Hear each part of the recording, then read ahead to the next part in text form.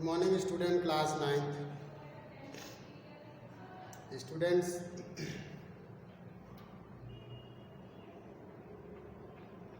there is again create some circumstances of COVID-19 due to which your offline classes suspended and online mode of teaching start again. Students,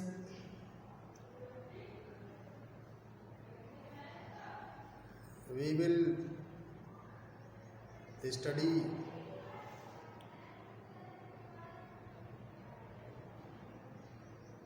start the study of biology, which is the branch of your science. Actually, science is now categorized into three groups, that is physics, chemistry and biology. I am your biology teacher, and our first chapter of biology is cell, and in this class we will be studying about some introductory knowledge of cell. Students, in this mode of study you have required much more concentration during class or during opening the YouTube channel of class, because your concentration decide your knowledge. So let us start about some introduction about cell.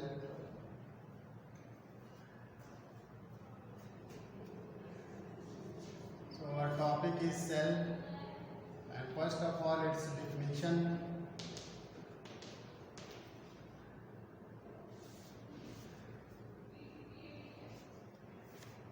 Definition, students. Definition of cell is what? Cell is actually the topic which also studied in later class by you. पिछली classes में भी आपने cell study किया होगा students, उसके बारे में हम लोगों को दोबारा पढ़ने का मौका मिला है, और इस बार हम लोगों को सेल चैप्टर पढ़ना है। पिछली क्लासेस में आपने हेडिंग वगैरह पढ़ी होगी सेल के बारे में। अब हम लोगों को 9th स्टैंडर्ड में सेल चैप्टर के बारे में स्टडी करना है। It is a chapter. Now first of all it's definition is what? Its definition, it is basic structural and functional unit of life. It is basic structural and functional unit of life.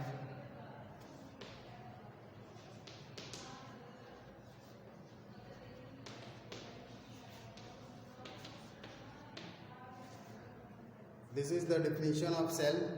It is the basic structural and functional unit of life. Students, this definition arises due to organization of living organism. All living organism present on earth is actually composed of cell.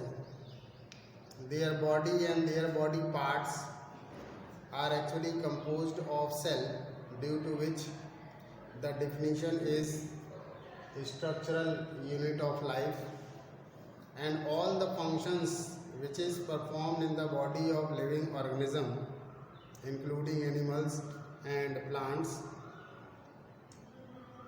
performed by the cell. Due to this reason, the definition is made, that is, it is basic structural and functional unit of life. Students, along with this definition, organisms are basically of two types: unicellular organism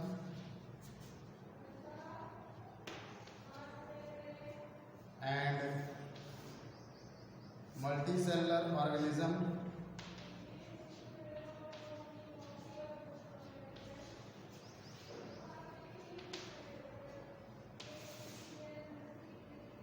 Unicellular organism and multicellular organism, that type of organism in which single cell,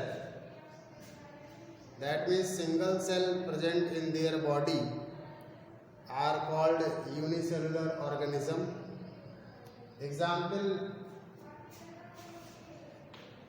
bacteria, algae and some fungi are unicellular organism. Multicellular organism are that organism in which number of cells or multiple cells are present in their body.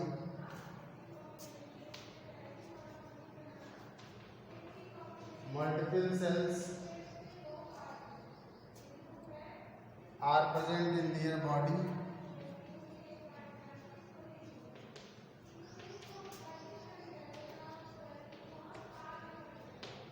Example: all plants and animals. So students, there are two categories of organism: unicellular organism and multicellular organism. Unicellular organism are that type of organism having single cell in their body and all the functions which are performed in the body of unicellular organism in a particular single cell. Example: bacteria and algae and some fungi. Multicellular organism are that type of organism in which multiple cells are present in their body and all functions which are taking place in their body are performed by that combined form of multiple cells. The example of these group is higher plants and animals. जितने भी higher plants और animals हैं इस group के example हैं. So these two type of organism are categorized on the basis of organization of their body and composition of number of cells present in their body. So these are unicellular and multicellular organism.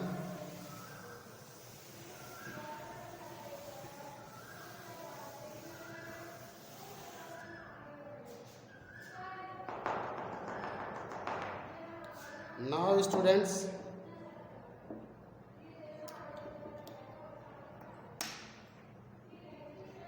some other properties of cell.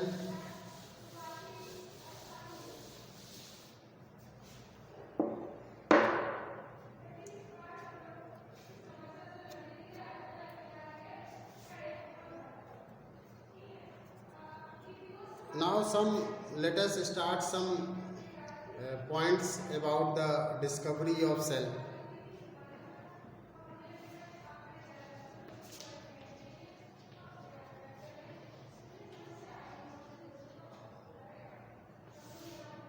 Discovery of cells से related points students हम लोग देखेंगे. इसमें कुछ points हैं, जैसे first point Robert hook.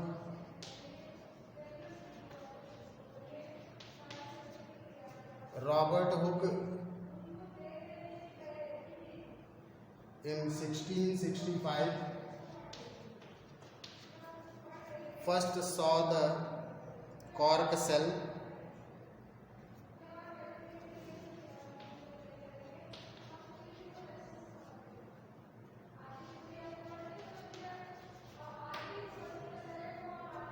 सबसे पहले इन्होंने कॉर्क सेल को देखा था 1665 में,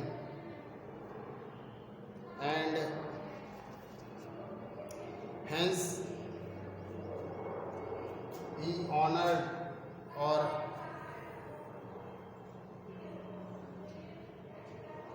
hence called Robert Hooke discovered the cell. He also named the cell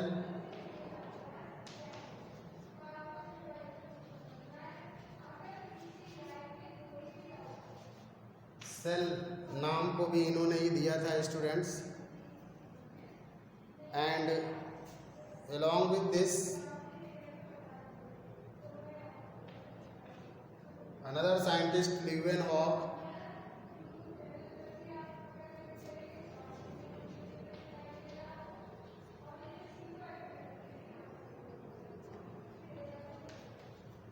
Leeuwenhoek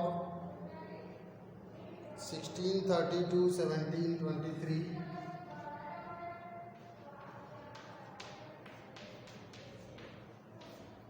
during this duration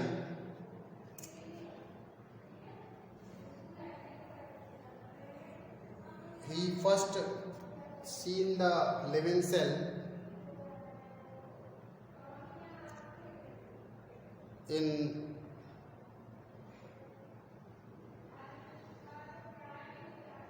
pond water,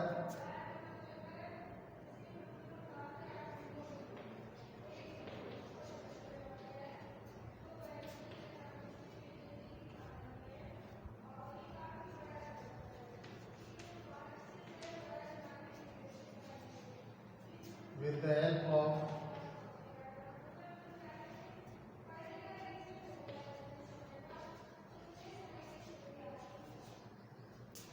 microscope. So students, Robert Hooke ने सबसे पहले सेल को डिस्कवर किया और उसका नाम सेल रखा। ल्यूवेनहॉक ने सबसे पहले बैक्टीरियल सेल को माइक्रोस्कोप की हेल्प से देखा। And in this sequence Robert Brown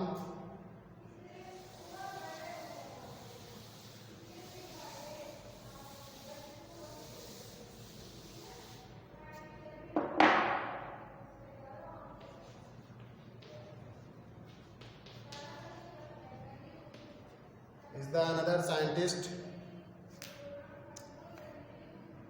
who discovered nucleus of plant cell.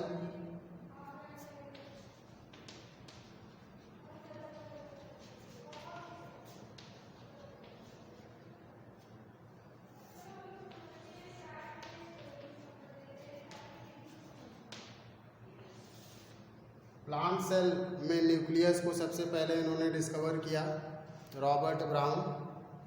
And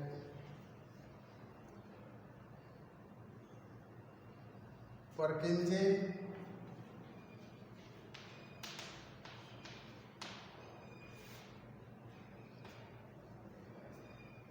gave the term protoplasm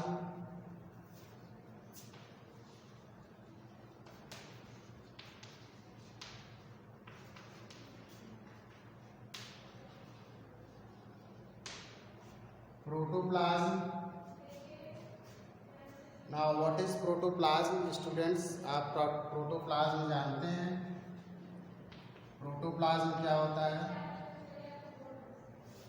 protoplasm is the term which use for living material of the cell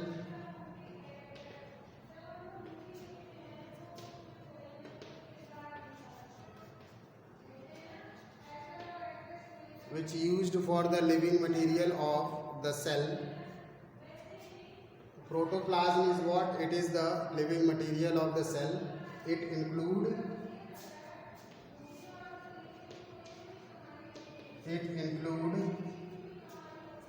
cytoplasm and nucleus.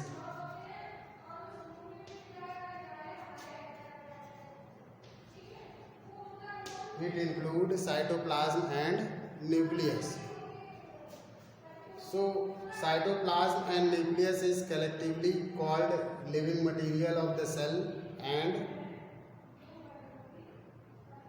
this living material of cell is termed as protoplasm. So students, Purkinje is the scientist who gave this term protoplasm and used for the combined form of living material, that is cytoplasm and nucleus.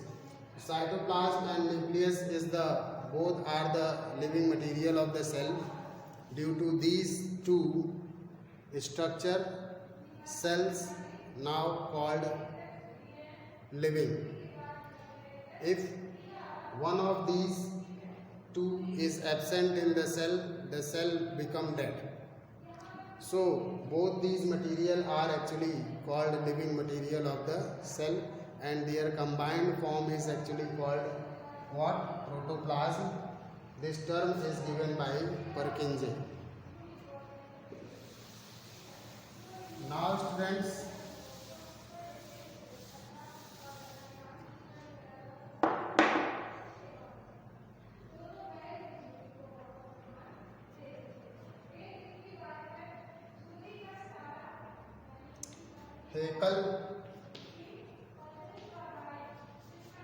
Haeckel is the another scientist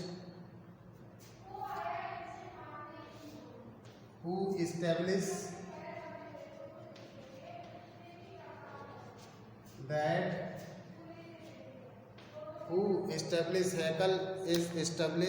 that nucleus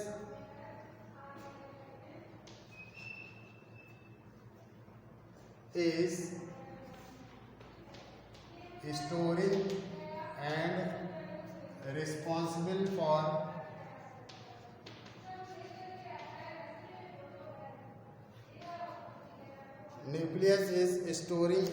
responsible for transmitting hereditary character. Transmission of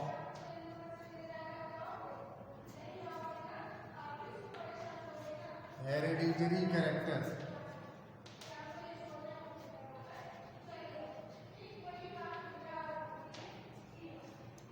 So students, these are the some points which is involved in the discovery of cell and mentioned in your syllabus.